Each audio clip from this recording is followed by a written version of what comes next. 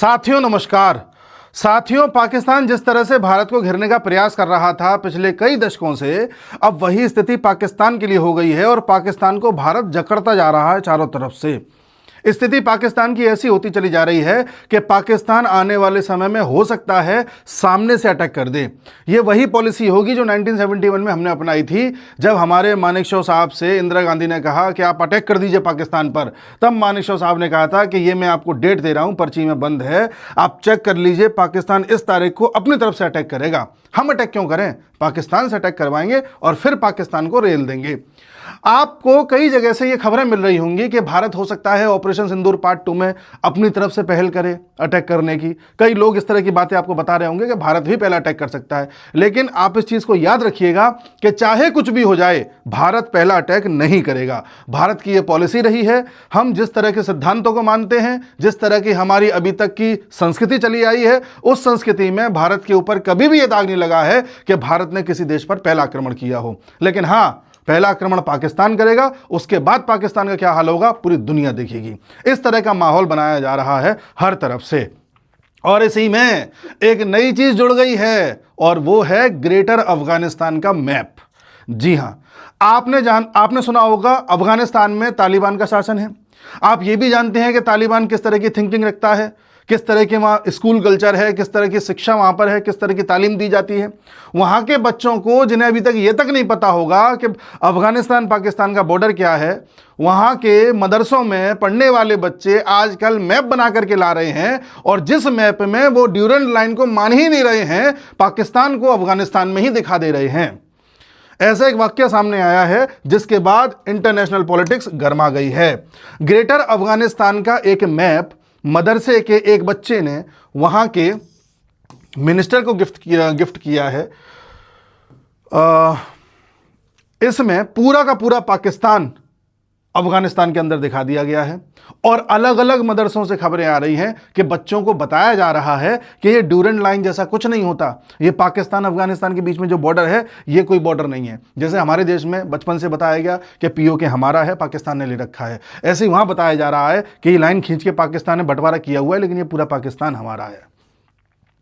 अब बताइए, पाकिस्तान के लिए सिरदर्द है कि नहीं है? अब पाकिस्तान इस ड्यूरेंट लाइन को संभाले, या उधर से तालिबानियों का जो लगातार अटैक होता रहता है उसको संभाले, या टीटीपी जो अंदर ही अंदर अटैक कर रही है उसको संभाले, या बीएलए अटैक कर रही है उसको संभाले। एक एक करके सब चीजों पर बात करते हैं। देखिए, अभी एक खबर आई है, दो तीन दिन पुरानी, कल की है, कि पाकिस्तान के इंटरनेशनल एयरलाइंस वाले जितने भी इंजीनियर्स हैं उन्होंने सरेंडर कर दिया है, उन्होंने कैंसिल कर दी हैं फ्लाइट्स, क्योंकि उनका मानना है कि हमारी सेफ्टी कंसर्न्स का ध्यान नहीं रखा जा रहा है। यानी कि पाकिस्तान में एक नंबर ऑफ फ्लाइट्स हैं जो अब उड़ ही नहीं रही हैं, टेक ऑफ ही नहीं कर रही हैं, डोमेस्टिक हो या इंटरनेशनल हो। उड़ाने वाले कह रहे हैं कि हम नहीं उड़ा पाएंगे, खतरा है ऊपर। और खतरा क्या है? खतरा है भारत का नोटैम। ये भारत ने जो नोटैम जारी किया हुआ है, उसमें भारत ने बोला है कि हमारा एक्सरसाइज त्रिशूल चलेगा, जिसमें तीनों सेनाएं अपनी एक्सरसाइज करेंगी। इस एक्सरसाइज त्रिशूल का एक नाम और भी है जो ये लोग आपस में यूज कर रहे हैं, हमारे सेना वाले। इसको बोल रहे हैं एक्सरसाइज महागुर्जर। जी हां, कोई कोई बोल रहा है महागजराज। और जो एनालिस्ट है वो ये कह रहे हैं कि ये कहीं ना कहीं महागुजरात का प्लान तो नहीं है। हम पीओके पर ध्यान दे रहे हैं और इधर गुजरात का एरिया बढ़ा लें हम, क्योंकि बार बार हमारे प्रधानमंत्री कहते आए हैं, अमित शाह जी ने भी कहा है कि सिंध तो भारत का ही हिस्सा था। देखेंगे क्या होता है। तो भारत के इस नोटैम के बाद, यानी कि नोटिस टू द एयरमैन के बाद कि भाई इस क्षेत्र में हम एक्सरसाइज करेंगे, हमारी एयरफोर्स भी एक्सरसाइज करेगी, तो आप बच के रहिएगा, तो पाकिस्तान ने क्या किया है, अपनी तरफ भी नोटैम जारी कर दिया है कि भाई इंडिया की एयरफोर्स वहां पे एक्सरसाइज कर रही है, इंडिया कभी भी कुछ भी कर सकता है, इसलिए इस क्षेत्र को भी फ्लाइट से बिल्कुल मुक्त रखो। अब जाहिर सी बात है, यहां से कोई फ्लाइट जानी भी होगी, अगर कभी किसी तरह से निकाला भी जाएगा तो वो जाना नहीं चाहते, कहते हम नहीं जाएंगे।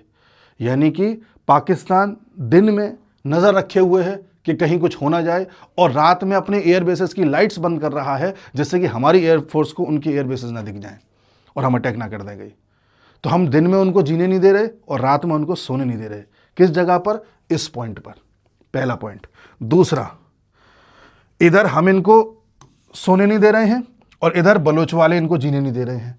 खबर देखिए, पाकिस्तानी आर्मी पर बलूचिस्तान में बड़ा हमला, बीएलए के लड़ाकों ने 9 जवानों को मारा।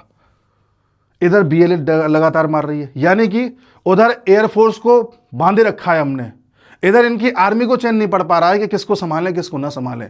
ठीक है, उधर देखिए आज पाकिस्तान अफगानिस्तान में जो सीज फायर की पीस टॉक चल रही है उसका अगला चरण है, जिसमें इनके ख्वाजा आसिफ, इनके डिफेंस मिनिस्टर ने कहा है कि अगर अफगानिस्तान ने इस पीस टॉक में कोई बाधा डाली, सीज फायर में कोई बाधा डाली, तो इसका अंजाम वॉर होगा। ये लड़ने के लिए तैयार बैठे हैं। तो उधर तालिबान भी लड़ने के लिए तैयार बैठा है। ठीक है, ये तो चल ही रहा है, यानी कि इधर से तालिबान नहीं जीने दे रहा, अंदर टीटीपी वाले नहीं जीने दे रहे, इधर बीएलए वाले नहीं जीने दे रहे, इधर हमने अपना नो टाइम इशू कर रखा है, और साथ ही जो बचा कुचा क्षेत्र है सिंध का, थोड़ा बहुत पंजाब का, वहां लोग प्यास से मर रहे हैं, पानी से मर रहे हैं। देख लीजिए, पाकिस्तान में जल संकट, लाखों लोग जीवित रहने के लिए कर रहे संघर्ष, चौंकाने वाली रिपोर्ट जारी 6 नवंबर का है। लाखों लोग ऐसे हैं जो अब कुआं खोदने का प्रयास कर रहे हैं या कई किलोमीटर दूर जाकर के पानी लेकर के आ रहे हैं। पानी का संकट गहरा गया है, और यह पानी का संकट सिंधु जल रोकने से नहीं हुआ है, यह नॉर्मली वहां हो गया है, सूखा वूखा पड़ गया है। और सिंधु जल जो हमने रोका है उसका क्या प्रभाव होगा, इसकी रिपोर्ट भी 10-15 दिन में आ जाएगी। अर्थात पाकिस्तान जल संकट से मरेगा, पाकिस्तान अफगानिस्तान के बॉर्डर पर क्लैश में फंसा हुआ है, पाकिस्तान इंटरनल क्लैश में फंसा हुआ है, उधर उसकी एयरफोर्स कोलैप्स होकर बैठी हुई, ऊपर कुछ उड़ नहीं पा रहा है। पाकिस्तान इसी तरह से जकड़ा जाएगा, और इतना पैसा उसके पास है नहीं कि वो समस्याओं से निपट जाए। समस्याओं से निपटने के लिए बुद्धि और पैसा चाहिए होता है, जो दोनों ही उसके पास नहीं है। अब बताओ, पाकिस्तान जैसे मूर्ख देश को, जिसको ये पता है कि इंडिया ने अभी अभी इसकी पिटाई लगाई है कुछ महीनों पहले, और इंडिया इसकी फिर कभी पिटाई लगा सकता है, तो ऑलरेडी इंडिया की तरफ से संकट है इस मूर्ख देश को, तो इसे एक नया पंगा अफगानिस्तान से नहीं लेना चाहिए था। इसने जबरदस्ती इनसे पंगा ले लिया और पंगे को बढ़ाते ही चला जा रहा है। जब इसको पता था इसके घर में इतनी कलेश हो रखी है, तो काय को बॉर्डर पर कलेश पैदा कर रहा है। पर ये मूर्ख है। इस मूर्ख को ये नहीं पता कि भारत ने नो टाइम तो जारी किया है, लेकिन भारत कभी पहला अटैक नहीं करेगा। भारत की पॉलिसी नहीं जानता है। पॉलिसी वो जाने, किसी की संस्कृति मनोवृत्ति वो जाने जिनकी खुद की कोई संस्कृति हो। तो इन मूर्खों को ये पता ही नहीं है। तो इस तरह से यहाँ पर army collapse, air force collapse, navy इनके कुछ है नहीं है, बिजली पानी का संकट इनके हो रखा है, बॉर्डर इनके फंसे हुए हैं, हर तरफ से फंसे हुए हैं, और धीरे धीरे धीरे धीरे देखो, किसी चीज़ को समेटते ना ऐसे करके, ये ऐसे जकड़ा जाएगा, और फिर ये उस जकड़न के फ्रस्ट्रेशन में अटैक करेगा इंडिया पर, जिससे कि इस देश के लोगों, इसके देश के लोगों का ध्यान हम पे आ जाए। तो भारत ने जो स्ट्रेटेजी अपनाई है, वो स्ट्रेटेजी अब वो नहीं अपनाई है कि अटैक कर दो उस पर, स्ट्रेटेजी वो अपनाई है कि इसे जकड़ते जाओ ऐसे करके। और अफगानिस्तान के साथ जो हमने बातचीत करी थी वो करी ही इसीलिए थी। आगे देखिए, आप लोग कहेंगे अफगानिस्तान का वो मैप दिखाइए। ग्रेटर अफगानिस्तान का मैप एक लड़के ने तो ऐसा पकड़ा दिया है जिसमें भारत का भी एक कोई हिस्सा है। कोई दिक्कत नहीं, पकड़ा दे, पाकिस्तान तो पूरा का पूरा है, हमें से क्या मतलब है, तू हमें दिखा रहा नहीं दिखा रहा है, ऐसे तो बांग्लादेश वाला डेली जारी करता है। अगर भारत का ये न दिखाता तो कंफर्म हो जाता कि ये भारत के कहने पर कर रहे हैं।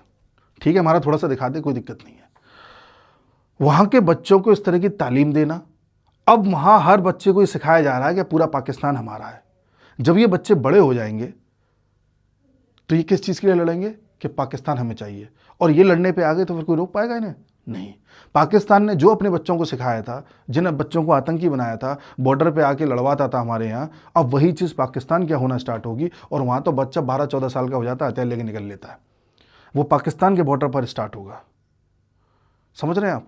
और भारत लगातार इस तरह के बयान भी दे रहा है। कभी हमारे मैंने आपको कई वीडियोस में बताया था कि राजनाथ सिंह जी ने ऐसा कहा है, हमारे एयरफोर्स चीफ ने ऐसा कहा है, आर्मी चीफ ने ऐसा कहा है, देखो कुछ हो सकता है, कुछ वो यही हो रहा है। हम लगातार इस तरह के बयान देंगे, पाकिस्तान को लगे कि अब अटैक हुआ, कि अब अटैक हुआ। वो एक कहानी थी ना कि शेर आया शेर आया शेर आया, किसी दिन आ ही जाएगा। हम अपनी तरफ से नहीं भेजेंगे, इस डर में पाकिस्तान हम पे अटैक कर देगा। यही चीज़ हमने 1971 में करी थी। हमने बॉर्डर पर हमको एक्चुअली बांग्लादेश की तरफ से, मतलब ये बांग्लादेश आज़ाद कराना था और इस तरफ हमें पूरा कंट्रोल करना था, लेकिन हम अपनी पूरी आर्मी भेजते गए, स्टेबल करते गए जम्मू कश्मीर में, पूरी आर्मी लगाते गए, हथियार, तोप वोप। पाकिस्तान को ऐसा एहसास कराने लगे कि हम पहला अटैक करेंगे। पाकिस्तान को ये लगने लगा कि कहीं ऐसा ना हो कि भारत कल की सुबह अटैक कर दे, इससे अच्छा ये है कि आज ही भारत पर अटैक कर दो। तो सेल्फ डिफेंस में उसने पहले ही अटैक कर दिया। यही हम चाहते थे। हमने कहा ठीक है, शुरुआत तूने करी है, खत्म हम करेंगे। 16 दिन लगे थे, खत्म कर दिया था और फलस्वरूप बांग्लादेश बन गया। तो यही चीज़ हो रही है। मैं आपको ये बता रहा हूँ इस वीडियो के माध्यम से कि आप डॉट्स को कनेक्ट कीजिए। 4 चीज़ें होती हैं, मैं वीडियो लाता हूँ, 5वीं चीज़ जुड़ जाती है, फिर वीडियो लाता हूँ, 6वीं चीज़ जुड़ती है, फिर वीडियो लाता हूँ। ये करते करते जैसे ही 10 चीज़ें जुड़ेंगी या 11-12 जो भी है मुझे नहीं पता, ये चीज़ें जब इतनी जुड़ जाएंगी कि पाकिस्तान से सहन ना हो, फिर पाकिस्तान अटैक करेगा इंडिया पर, किसी न किसी तरह का छोटा मोटा अटैक करेगा। अभी उसकी इतनी औकात नहीं है कि हमारे किसी इंसान को मार सके, क्योंकि हमारा एयर डिफेंस सिस्टम इतना मजबूत है। पर अगर एक भी अटैक करेगा फिर बचना नहीं है वो। और इस बार पाकिस्तान के टुकड़े निश्चित हैं। उधर से तालिबान बैठा है। एक चीज़ और, मैंने आपको बागराम एयरबेस के बारे में बताया था। मैंने आपसे कहा था कि यहाँ पर बागराम एयरबेस पर भारत का सुखोई उतर चुका है। ये बात कन्फर्म है, उतर चुका है। पर इस चीज़ का आप क्या चाहते हो कि कोई पूरी दुनिया में इसका बैंड बाजा बजाया जाए? नहीं, भारत की प्रेजेंस बागराम एयरबेस पर हो चुकी है। हम अफगानिस्तान को इंटेलिजेंस देंगे, हम अफगानिस्तान को हो सकता है एयर डिफेंस सिस्टम भी दें समय आने पर। तो आप बिल्कुल निश्चिंत रहिए पाकिस्तान के टुकड़े के लिए और भारत के क्षेत्रफल को बढ़ने के लिए। देखते जाइए पाकिस्तान कैसे जकड़ता जाएगा। आप डेली कोई ना कोई ऐसी खबर सुनेंगे, पाकिस्तान में आज ये हुआ, पाकिस्तान के सुप्रीम कोर्ट में ब्लास्ट हुआ, कभी पाकिस्तान के यहाँ इलेक्ट्रिसिटी ग्रिड फेल हो गई, कभी पाकिस्तान के यहाँ लोग सड़कों पर आ गए, कभी लोग प्यास से मर गए, कभी खाने की कमी हो गई। इतना ज़्यादा इनकी स्थिति खराब होगी, आप बस देखते जाइए। मिलते हैं अगले वीडियो में, तब तक के लिए नमस्कार।